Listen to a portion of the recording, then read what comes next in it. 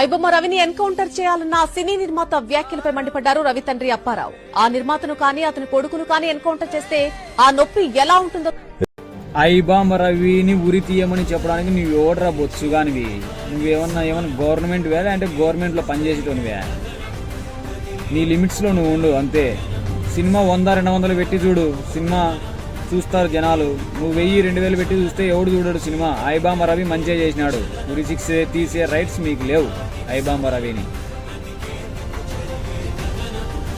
Middle class వాళ్ళు 500-1000 పెడితే సినిమాని చూడలేరు. అందుకని ఐబొమ్మ రవి మంచిగా చేసినాడు.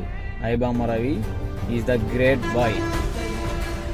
ఐబొమ్మ రవిని ఉరి తీసే రైట్స్ మీకు ఎవరికి లేవు. న్యాయంగా సంపాదించేటోడు ఒక్కడు లేడు ఇండస్ట్రీలో, అంతా అన్యాయంగా సంపాదించేటోడే. నువ్వు న్యాయంగా సంపాది, అప్పుడు ఐబొమ్మ రవిని ఉరి తీయని చెప్తాను.